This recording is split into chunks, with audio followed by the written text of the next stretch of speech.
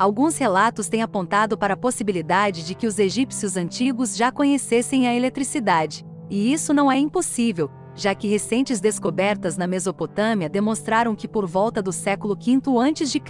já se conhecia a galvanoplastia, isto é, banho de estátuas de prata com ouro através da eletrólise. E isso corresponde às estátuas achadas, assim como o famoso recipiente encontrado nas escavações das colinas de Hadua, no Irã, pelo arqueólogo Yael Cohn, em 1938. O recipiente em questão foi feito de argila clara, com a forma de um jarro. Em seu interior encontrava-se um cilindro de cobre de 26 milímetros de diâmetro e 19 centímetros de altura, e dentro dele havia uma vareta de ferro apresentando restos de um antigo revestimento de chumbo, sendo que sua antiguidade foi marcada próxima do ano 227 a.C., segundo foi apontado pelos investigadores. O objeto reúne as características de uma bateria elétrica quando acrescentado em seu interior vinho ou algum suco cítrico, provocando de imediato uma carga elétrica pela reação eletrolítica com os metais. Outros objetos similares foram também achados em Tel Olar e Tesífon, na Turquia,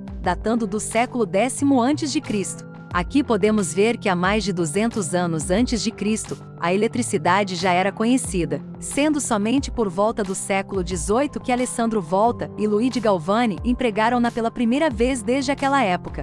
O conhecimento da eletricidade em tempos remotos vem se tornando evidente na explicação de certos fatos. Inclusive resulta na única possível resposta para antigos relatos para a realização de trabalhos artísticos, como os encontrados no Egito. Atualmente no Egito, o túmulo de Ramsés VI é um dos mais visitados pelo seu estado de conservação, pela sua beleza e proximidade com o túmulo de Tutancâmon, isso sem considerar as famosas e eternas pirâmides de Giza. Grandes monumentos apresentam a implementação de conhecimentos tecnológicos construtivos como ninguém jamais poderia imaginar, assim como a arte de escavar túneis e túmulos na rocha em profundidades realmente impressionantes. Porém, a beleza presente na terra do Nilo parece ter surgido de um período bastante remoto. Segundo o historiador Manetón, bem antes de ter surgido a primeira dinastia e seu respectivo faraó, Menes, existiu um período de dominação e reinado divino que durou quase 13.000 anos, seguido do período de 11.000 anos regido pelos semideuses. O faraó Menes teria herdado o conhecimento e crenças dos tempos antigos, quando o deus Osíris veio dos céus contraindo matrimônio com sua irmã, a deusa Ísis, e dando à luz ao deus Horus. Esse último deus se misturou com o povo, vindo a ter descendência, razão pela qual os egípcios acreditam serem descendentes dos deuses. Desde a primeira dinastia, os egípcios passavam a representar objetos voadores, os quais transportavam os seus deuses, fosse através de barcas com asas e depois com discos solares com asas, ou para mais tarde, a partir da quinta dinastia, as representações serem substituídas pelo símbolo do deus Falcão Horus. A presença desse tipo de representação é uma constante em todos os túmulos. Na maior parte desses túmulos, foram encontrados textos de livros sagrados, em forma de papiros abertos, pelos tetos e paredes. E é precisamente no túmulo de Ramsés VI, onde o número de textos é maior. Os hieróglifos explicam que as almas dos defuntos viajavam ao distante país Amenti, situado a oeste, de onde vieram os deuses ou os primeiros viajantes, e onde ressuscitariam quando chegasse o momento. Mas dentro de todo esse universo impressionante de desenhos e ilustrações dos textos antigos, dois símbolos, em particular, os denominados Chi e Djeze, continuam sendo um curioso e interessante enigma. A forma da coluna J lembra os isolantes de vidro dos postes de iluminação que sustentam cabos de alta tensão. E se juntarmos o signo de Ti, teremos o que parece ser uma lâmpada. O uso de lâmpadas elétricas explicaria o brilho constante do farol de Alexandria e como eram feitos os interiores das pirâmides.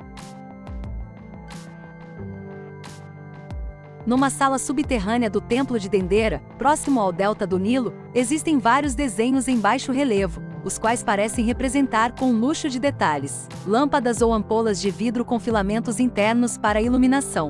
Em algumas das galerias subterrâneas podemos observar perfeitamente esses desenhos, mostrando ampolas com filamentos internos ao modo de lâmpadas, sendo seguras pelas colunas de jade atuando como isolante ou fornecedor de energia. No desenho, aparece uma fonte de energia unida à lâmpada, deixando claramente ver-se os filamentos internos, onde o signo Ti parece agir como uma espécie de lanterna, sendo portada por estranhos personagens. Todos esses desenhos sugerem a possibilidade de que os antigos egípcios tivessem conhecido não somente a eletricidade, mas também a fabricação de lâmpadas muito antes que Thomas Edison a inventasse no século passado. Explicaria também como puderam realizar as construções de pirâmides, galerias e pinturas, sem ter deixado marcas de fuligem ou de qualquer imperfeição.